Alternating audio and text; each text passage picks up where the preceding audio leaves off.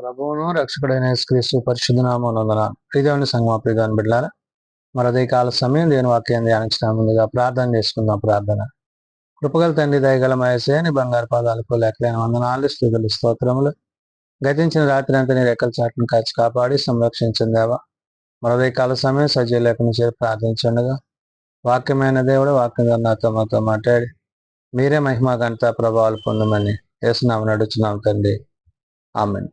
శ్రీదేవుని సంగమ ప్రియదేవుని బిడ్డల నెడదమ్మకు ఏర్పాటు చేయబడిన వాక్య భాగము ఈస్టర్ తర్వాతి రెండవ ఆదివారం కొరకు ఏర్పాటు చేయబడిన పత్రికా వాక్య భాగము పేతురు రాసిన మొదటి పత్రిక 2వ అధ్యాయము 21 నుంచి 25 వచనాలు ధ్యానం చేసుకున్నాము. ఈస్టర్ తర్వాతి రెండవ ఆదివారం కొరకు ఏర్పాటు చేయబడిన పత్రికా వాక్య భాగము పేతురు రాసిన మొదటి పత్రిక 2వ అధ్యాయము 21 నుంచి 25 వచనంలో ఈ విధంగా రాయబడినవి.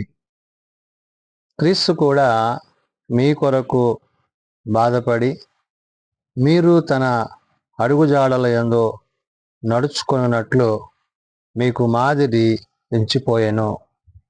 భక్తుడైన పేతురు ప్రభు చూపిన మార్గాన్ని, ప్రభు చూపిన మాదిరి జీవితాన్ని గురించి చెప్తున్నాడు.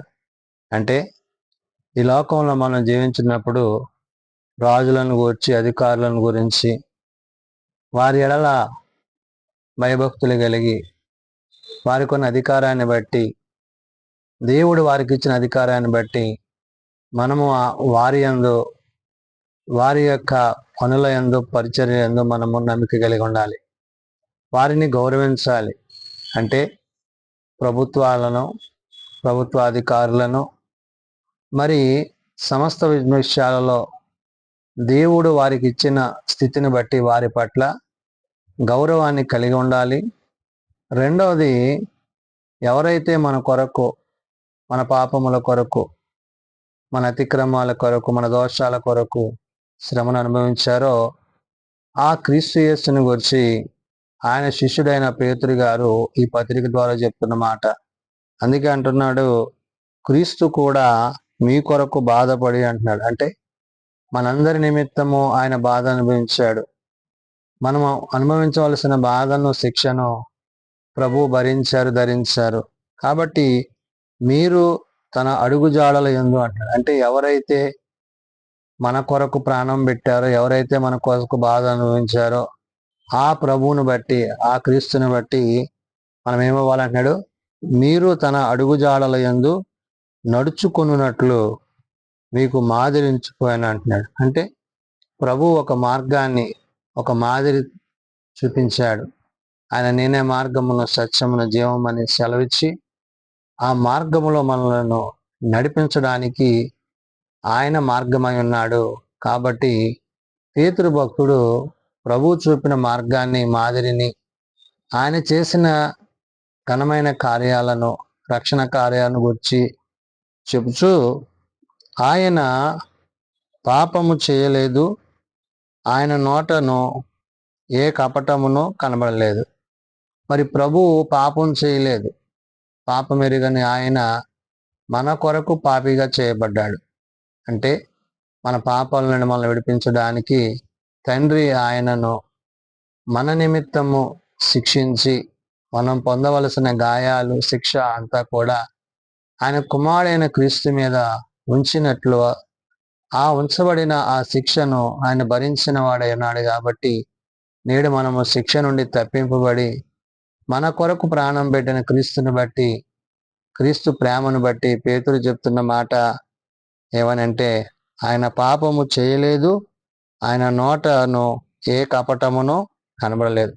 ఆయన పాపము చేయలేదు సరిగదా. రెండవది, ఏ కపటమును అంటాడంటే ఏంటి, మన నోటి నిండా కపటమును, పాపమును ఉన్నవి. కాబట్టి మనము లోకముతో, పాపముతో పోతూ దేవుని యొక్క ఉద్దేశాన్ని, దేవుని యొక్క చిత్తాన్ని ఎరుగక జీవిస్తున్నాము. కానీ నేడు మన కొరకు ఎవరైతే ప్రాణం పెట్టారో, ఎవరైతే మన కొరకు సమస్తాన్ని వెచ్చించారో ఆ క్రీస్తుని బట్టి పేతురు ఇక్కడ చెప్తున్న మాట ఏంటంటే, ఆయన దూషింపబడి బదులు దూషింపలేదు అంటాడు. అంటే అనేకులు ప్రభువుని దూషించారు, ఎన్నో అనరాని మాటలు అన్నారు, ఆయన ఇష్టానుసారంగా హింసించి కొట్టి ఉమ్మవేసి మరి ఆయనను పెట్టిన బాధలు మరి ఎవరు పెడలేదు. కానీ అన్నీ కూడా ఆయన సహించడానికి కారణం ఏంటంటే మన అతిక్రమములు, మన పాపములు. కాబట్టి ఇక్కడ పేతురు భక్తుడు చెప్తున్న మాట ఏంటంటే ఆయన దూషింపబడి మొదలు దూషింపలేదు, ఆయన శ్రమ పట్టబడి బెదిరింపక అన్నాడు. అంటే ఆయన పెట్టిన శ్రమలు, ఆయన పెట్టిన హింసలు అవన్నీ కూడా ఆయన భరించారు, ధరించారు. అన్ని శ్రమలను ఆయన సహించారు.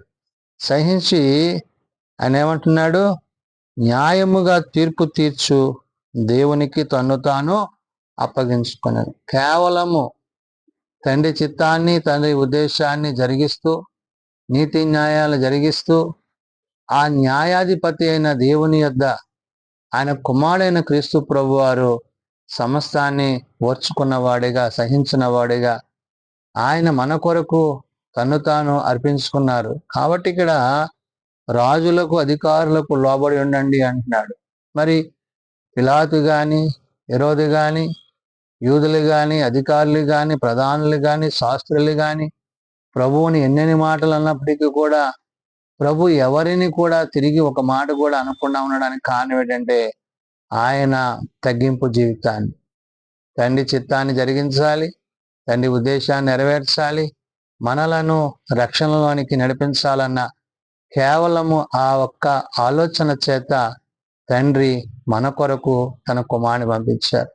కాబట్టి ఇక్కడ ప్రభువు మన కొరకు ఏం చేశారు, మనము పాపముల విషయమై చనిపోయి నీతి విషయమై జీవించినట్లు. అంటే మనం పాపం విషయంలో ఏమైపోయాం, చనిపోయి ఉన్నాం. ఆ పాపాన్ని తొలగించి ఆయన మనకి నీతిని అనుగ్రహించారు. కాబట్టి ఆయనను గురించి అంటున్నాడు, మనము పాపముల విషయమై చనిపోయి నీతి విషయమై జీవించినట్లు అంటున్నాడు. అంటే ఆయన నీతి అయి ఉన్నాడు. ఆయన నీతి మనలో ఉండాలని పేతురు భక్తుడు గుర్తు చేస్తూ, ఆయన తానే తన శరీరమందు మన పాపములను మ్రాను మీద మోసుకునెను, ఆయన పొందిన గాయముల చేత మీరు స్వస్థత నొందితిరి. చూడండి, ప్రభు మన కొరకు దూషింపబడ్డాడు, ద్వేషింపబడ్డాడు, హింసింపబడ్డాడు, ఎన్నో అనరాని మాటలు ఆయన అన్నా కూడా అన్ని సహించి నేడు నీ కొరకు నా కొరకు ఆయన మరణించడానికి ఆ శిలువ యాగానికి సిద్ధపడ్డాడు. కాబట్టి ఇంత గొప్ప త్యాగశీలి, అంటే ఎవరూ చేయని గొప్ప పని నీ కొరకు నా కొరకు కేవలము ఆయన కుమారుడైన క్రీస్తు ప్రభువారు చేసిన విషయాన్ని పేతురు భక్తుడు గుర్తు చేశాడు. అందుకనే మనము పాపము విషయమై చనిపోయినప్పుడు నీతి విషయమై జీవించినట్లు అంట. మన పాపాలకు ఆయన శిక్షగా ఆయన నీతిని మనకు ధరింపజేసి ఆయన తానే తన శరీరమందు మన పాపములను అంటాడు. ఆయన మన పాపాలను ఆ యొక్క మ్రాను మీద ఏం చేశాడంట, సిలువ వేశాడు. అందుకనే ఆయన తానే తన శరీరమందు మన పాపములను మ్రాను మీద మోసి కొనెను అంటాడు. మన పాపాలన్నీ ఆయన మోసుకుని ఆ మ్రాను మీద శిలువ మరణానికి సిద్ధపడ్డాడు. ఆయన పొందిన గాయముల చేత మీరు స్వస్థత నొందితిరి. ఈరోజు మనము స్వస్థ చిత్తులం అవుతున్నామంటే, ఆరోగ్యంగా ఉన్నామంటే, ఆశీర్వాదకరంగా ఉన్నామంటే ఎవరైతే నీ కొరకు నా కొరకు ప్రాణం పెట్టారో, ఎవరైతే నీ కొరకు నా కొరకు ఆ మ్రాను మీద వేలాడబడిన క్రీస్తు శిలువ మనలను ఏం చేస్తుందంట, రక్షణలోనికి నడిపించింది.